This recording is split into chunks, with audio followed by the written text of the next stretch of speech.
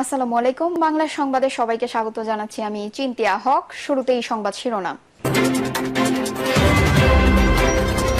ডিসেম্বরে না হলে এদেশে আর নির্বাচন হবে না বলছেন মির্জা আব্বাস। এদিকে বিএনপি কেন ডিসেম্বরে নির্বাচন চাচ্ছে, দাবি আদায়ে কতটা সফল হবে দলটি, জানাবো। টানা 3 দিন বৃষ্টির আভাস এবং সর্বশেষ জানাবো আপিল বিভাগের রায়ের পর ইশরাকের শপথের বিষয়ে যা বললেন সিসি। দর্শক, শুনছিলেন সংবাদ শিরোনাম, এখন বিস্তারিত। ডিসেম্বরে না হলে এদেশে আর নির্বাচন হবে না বলছেন মির্জা আব্বাস। অন্তর্বর্তী সরকারের উদ্দেশ্যে বিএনপি স্থায়ী কমিটির সদস্য মির্জা আব্বাস বলেছেন, টালবাহানা করে নির্বাচনকে পেছানোর চেষ্টা করবেন না। আমরা খুব ভালো জানি ডিসেম্বর নির্বাচন না হলে এই দেশে আর কখনো নির্বাচন হবে না। এই বাংলাদেশ বিদেশি প্রভুদের হাতে প্রদান করতে হবে। এই সময় আগামী ডিসেম্বরের মধ্যে জাতীয় সংসদ নির্বাচন দেওয়ার দাবি পুনর্ব্যক্ত করেন তিনি। মির্জা আব্বাস প্রধান উপদেষ্টা ডক্টর মোহাম্মদ ইউনূস বিএনপিকে তার মুখোমুখি করে নিয়েছেন বলে মন্তব্য করেন। আব্বাস বলেন, তিনি ডক্টর ইউনূস জাপানে বসে বিএনপির বিরুদ্ধে বিষেধাগার করেছেন। জাপানে বসে বলেছেন একমাত্র বিএনপি ডিসেম্বরে নির্বাচন চায়। এর জবাবে বলতে চাই, ডক্টর ইউনূস সাহেব, আপনি স্মরণ করে দেখুন ডিসেম্বরে নির্বাচনের কথা আপনি প্রথম বলেছেন। সম্প্রতি প্রধান উপদেষ্টার সঙ্গে বিএনপির বৈঠকের বিষয়টি তুলে ধরে আব্বাস বলেন, আমরা বাইরে চলে আসার পরে সন্ধ্যা 6টায় বা 6:30টার সময় আপনার প্রেস সেক্রেটারি বলেছে জুন মাসে নির্বাচন হতে পারে। প্রেস সেক্রেটারি আর আপনি তো এক কথাই নয়। বিএনপি এই নেতা বলেন, অন্তর্বর্তী সরকার ঘোষণা দিয়ে সংস্কার করছে। আজ সংস্কার করার জন্য বাইরে থেকে মানুষ ইম্পোর্ট করে আনছে। যারা এই দেশের নাগরিক নয়, দেশের প্রতি অত মমত্ববোধ নাই, দেশকে ভালোবাসেন না, তারা কি করে এই দেশের মানুষের সংস্কার করবে আমরা বুঝতে পারি না। এই সময় চট্টগ্রাম বন্দরে নিউ মোরিং টার্মিনাল নিয়েও কথা বলেন মির্জা আব্বাস। টার্মিনালটির কর্মক্ষমতা রয়েছে উল্লেখ করে তিনি বলেন, তাহলে কেন এই টার্মিনাল বিদেশিদের হাতে দেব? বিদেশিরা এলে টাকা বাংলাদেশে রাখবে না, তাই বিদেশিদের প্রতি প্রেম ভালোবাসা ছেড়ে দেন। দেশের মানুষকে ভালো রাখেন, আমরা দেশের লোক তৈরি করব। দেশের লোকেরাই নিউ মোরিং টার্মিনাল চালাবে, বাইরের লোক দরকার নেই। সরকারের উদ্দেশ্যে তিনি বলেন, সেন্ট মার্টিনে খাওয়া নেই, কাপড় নেই, মানুষ বাচ্চা নিয়ে স্কুলে যেতে পারে না। সেন্ট মার্টিনে কি এমন হয়ে গেল যে বাংলাদেশি নৌকা যেতে পারবে না? সেখানে কি এমন ঘটনা ঘটছে? জানতে চাই সাজেকে কি হচ্ছে, আমরা জানতে চাই। বিএনপি কেন ডিসেম্বরে নির্বাচন চাচ্ছে, দাবি আদায়ে কতটা সফল হবে দলটি? দেশের অন্যতম প্রধান দল বিএনপি এবার নির্বাচন নিয়ে বক্তব্য তুলে ধরেছে। আলটিমেটামের সুরে ঢাকার নয়াপল্টনে এক সমাবেশে বিএনপির শীর্ষ নেতা তারেক রহমান বলেছেন, ডিসেম্বরের মধ্যে জাতীয় নির্বাচন দিতে হবে। একই সঙ্গে তিনি উল্লেখ করেছেন, ডিসেম্বরের মধ্যে নির্বাচন অনুষ্ঠিত হতে হবে।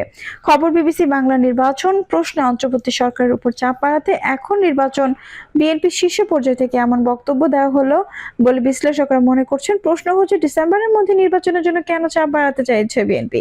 কতটা চাপ তৈরি করতে পারবে তারা? নির্বাচনের সময়ের ব্যাপারে চাপ বাড়ানোর কৌশল নিয়ে এগোতে গিয়ে রাজধানীতে বিএনপি একা হয়ে পড়বে কিনা, এই প্রশ্ন আলোচনা রয়েছে রাজনৈতিক অঙ্গনে। কারণ বিএনপির এই অবস্থানের সঙ্গে নিয়ে বর্তমানে রাজনীতিতে প্রভাবশালী অন্য দলগুলো, অর্থাৎ জুলাই গণ অভ্যুত্থান ছাত্র নেতৃত্বের দল জাতীয় নাগরিক পার্টি ও জামায়াত ইসলামী নির্বাচন নিয়ে সরকারের অবস্থানের প্রতি এই দলগুলোর সমর্থন রয়েছে বলা যায়। তবে বিএনপি অভিযোগ করেছে যে অন্তর্বর্তী সরকার বিএনপি এবং সেনাবাহিনীকে প্রতিপক্ষ বানানোর চেষ্টা করছে। যদিও সরকারের একাধিক উপদেষ্টার সঙ্গে কথা বললে তারা এই ধরনের অভিযোগ মানতে রাজি নন। কিন্তু বিএনপি নেতাদের বক্তব্যে সরকারের উপর চাপ বাড়ানোর কৌশল এখন সামনে এসেছে। দলটির শীর্ষ নেতৃত্ব ডিসেম্বরে এই নির্বাচনের প্রস্তুতি নিতে দলীয় নেতাকর্মীদের পাশাপাশি দেশের মানুষের প্রতি আহ্বান জানিয়েছেন। দলটির নেতারা বলছেন, বাধ্য না হলে অন্তর্বর্তী সরকার নির্বাচনের রোডম্যাপ দেবে না। এমনকি সরকার ডিসেম্বরে নির্বাচন করতে চায় না বলে তারা মনে করেন। সে কারণে সরকারকে বাধ্য করানোর চেষ্টা তাদের থাকবে। বিএনপির বক্তব্য বা চাপ বাড়ানোর কৌশল নিয়ে সরকার দিক থেকে তাৎক্ষণিক কোনো বক্তব্য পাওয়া যায়নি।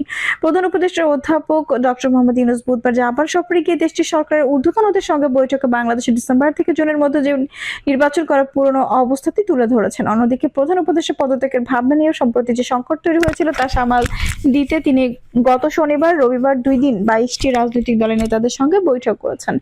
দলগুলোর সঙ্গে এই আলোচনার সংকটের সমাধান হয়েছে বলে হচ্ছে। রাজনীতিদের অনেকে এবং বিশ্লেষকদের বলছেন, আপাতত উত্তেজনা থেমেছে, কিন্তু এই সরকারের অংশীজনদের মধ্যে বড় দুই শক্তি বিএনপি ও সেনাবাহিনীর সঙ্গে সরকারের দূরত্ব কমেনি। রয়ে গেছে অস্বস্তি, নির্বাচন হলে বিএনপি ক্ষমতা যাবে এই ধারণা তৈরি হয়েছে বিএনপি নেতাকর্মীদের মধ্যে এবং দেশের রাজনীতিতে। কারণ ক্ষমতাচ্যুত আওয়ামী লীগের অনুপস্থিতিতে ভোটের মাঠে অন্য কোনো দলকে শক্ত প্রতিদ্বন্দ্বী মনে করছে না বিএনপি। ফলে রাজনৈতিক দল হিসেবে তৈরি হওয়ার সুযোগ বা সম্ভাবনা দ্রুত কাজে লাগিয়ে ক্ষমতায় যাওয়ার একটা বিষয় রয়েছে। তবে রাজনৈতিক বিশ্লেষকদের অনেকে বলছে বিএনপি ইতিমধ্যে ক্ষমতার দ্বারপ্রান্তে, এমন চিন্তা থেকে রাজধানী থেকে একেবারে গ্রাম পর্যায় পর্যন্ত দলটির নেতাকর্মীদের অনেকে আধিপত্য বিস্তার, দখল, চাঁদাবাজিতে জড়িয়ে পড়েছেন। এই ধরনের অপরাধে জড়িত নেতাকর্মীদের অনেকে পদ থেকে সরিয়ে দেওয়া হয় এবং এমনকি বহিষ্কার করা সহ সাংগঠনিক বিভিন্ন ব্যবস্থা নিয়েছে বিএনপির শীর্ষ নেতৃত্ব। কিন্তু থামানো যায়নি বিএনপি নেতাকর্মীদের দখল, চাঁদাবাজির মতো অপরাধ। এই পরিস্থিতি সাধারণ মানুষের মাঝে বিএনপি সম্পর্কে এক ধরনের নেতিবাচক ধারণার জন্ম দিয়েছে। অনেক সমালোচনার মুখে পড়তে হচ্ছে দলটিকে। নেতাকর্মীদের সব অপরাধের অভিযোগ নিয়ে চিন্তিত বিএনপির নেতৃত্ব। তারা মনে করছেন নির্বাচন অনুষ্ঠানে যত দেরি হবে দলের নেতাকর্মীদের সামলানোর তত কঠিন হবে। দখল, চাঁদাবাজি, আধিপত্য বিস্তার চেষ্টা বা এই ধরনের অপরাধ বাড়াতে থাকবে। এমন প্রেক্ষাপটে নির্বাচন দেরিতে হলে কতটা সহায়ক পরিস্থিতি থাকবে সেটা দলটিকে ভাবাচ্ছে। হয়তো তারই ক্ষমতায় যাবে, কিন্তু সমালোচনা বাড়বে। ষড়যন্ত্র তত্ত্ব কাজ করছে বিএনপি ভেতরে। দলটি নেতারা মনে করছেন এনসিপির প্রতি প্রধান উপদেষ্টা অধ্যাপক ইউনূসের দুর্বলতা ও পক্ষপাতিত্ব আছে। এই দলটি সংস্কার আওয়ামী লীগের নেতা বিচার শেষ করার পর নির্বাচন চায়, আর জামাত সুবিধাবাদী একটা অবস্থান নিচ্ছে। এই দুটি দলের সঙ্গে ইসলামপন্থী আরো কিছু দলকে এক অবস্থানে এনে সরকার বিএনপিকে প্রতিপক্ষ বানানোর চেষ্টা করছে। এমন ষড়যন্ত্রের অভিযোগও বিএনপি আনছে। তবে জামায়াত ও এনসিপি এমন অভিযোগ মানতে রাজি নয়। জামায়াতের নায়েবে আমির সৈয়দ আব্দুল্লাহ মোহাম্মদ তাহের বিবিসিকে বলেন, আগামী বছর রোজার আগ বা পরে নির্বাচন চান তারা। তাদের এই অবস্থানকে ভিন্নভাবে দেখা ঠিক হবে না বলে তিনি উল্লেখ করেন। ভোট হলে বিএনপি ক্ষমতায় আসা নিশ্চিত, এই বাস্তবতা থাকার পরও বিএনপিকে ঠেকানো যায় কিনা এই ধরনের ষড়যন্ত্র করার চেষ্টা রয়েছে বলেও বিএনপি নেতারা বিশ্বাস করেন। অন্তর্বর্তী সরকারের ভেতরে ক্ষমতায় থাকার লোক তৈরি হয়েছে, সেজন্য নির্বাচন প্রলম্বিত করার চেষ্টা রয়েছে, এমন ধারণা থেকে বিএনপি নেতাদের এখন সরকারের সমালোচনা করছেন। বুধবার ঢাকায় বিএনপির আয়োজনে তারুণ্যের সমাবেশে বিএনপি নেতা তারেক রহমানও বলেছেন, আগামী জাতীয় নির্বাচন নিয়ে মনে হয় এরই ভেতরে টাল বাহানা শুরু হয়েছে বা চলছে। কথিত অল্প সংস্কার আরো বেশি সংস্কার অভিনব শর্তের অবর্তে ঘুরপাক খাচ্ছে আগামী জাতীয় নির্বাচনের ভবিষ্যৎ। তিনি এও বলেন, জনগণ বিশ্বাস করতে শুরু করেছে সংস্কার নিয়ে সমীক্ষেপণের আড়ালে অন্তর্বর্তী সরকারের ভেতরে বাইরে কারো কারো মনে হয় ভিন্ন উদ্দেশ্য রয়েছে। অন্তর্বর্তী সরকারের দুর্বলতার বিষয়ে বিএনপি ডিসেম্বরের মধ্যে নির্বাচন চাওয়ার পেছনে যুক্তি হিসেবে দেখা যাচ্ছে দেশের আইন শৃঙ্খলা পরিস্থিতি নিয়ন্ত্রণ করতে না পারা, অর্থনীতি সহ সব ক্ষেত্রেই পরিস্থিতি সামলাতে সরকারের ব্যর্থতা রয়েছে। সেই ব্যর্থতা থাকতে সরকার ও ষড়যন্ত্র তত্ত্ব আওড়াচ্ছে। এর মধ্যে নির্বাচন প্রলম্বিত করার চিন্তা কাজ করছে বলে বিএনপি নেতাদের অনেকে মনে করেন। আর সেজন্য বিএনপি ডিসেম্বরে নির্বাচন করার জন্য সরকারের উপর চাপ বাড়ানোর কৌশল নিয়ে এবার মাঠে নামছে। টানা 3 দিন বৃষ্টির আভাস। বঙ্গোপসাগরে অবস্থানরত গভীর নিম্নচাপের প্রভাবে আজ দেশ জুড়ে বৃষ্টি হচ্ছে। গভীর নিম্নচাপটি বর্তমানে সাতক্ষীরা ও তৎসংলগ্ন এলাকার স্থল গভীর নিম্নচাপ আকারে অবস্থান করছে। এই অবস্থায় আগামী 3 দিন সারা দেশে বৃষ্টির সম্ভাবনা রয়েছে বলে জানিয়েছে আবহাওয়া অফিস। এ সময় সারা দেশে দিনের তাপমাত্রা 1 থেকে 2 ডিগ্রি সেলসিয়াস হ্রাস পেতে পারে এবং রাতে তাপমাত্রা সামান্য হ্রাস পেতে পারে। আবহাওয়া অফিস বলছে, শনিবার বৃষ্টিপাত অনেকটা কমে আসবে। এই দিন ময়মনসিংহ, ঢাকা, খুলনা, বরিশাল, চট্টগ্রাম ও সিলেট বিভাগের অধিকাংশ জায়গায় এবং রংপুর ও রাজশাহী বিভাগের অনেক জায়গায় অস্থায়ীভাবে দমকা ঝড়ো হাওয়া সহ বিদ্যুৎ চমকানো, হালকা থেকে মাঝারি ধরনের বৃষ্টি, বজ্র সহ বৃষ্টি হতে পারে। সেই সঙ্গে ময়মনসিংহ, ঢাকা, খুলনা, বরিশাল, চট্টগ্রাম ও সিলেট বিভাগের কোথাও কোথাও মাঝারি ধরনের ভারী থেকে অতি ভারী বর্ষণ হতে পারে।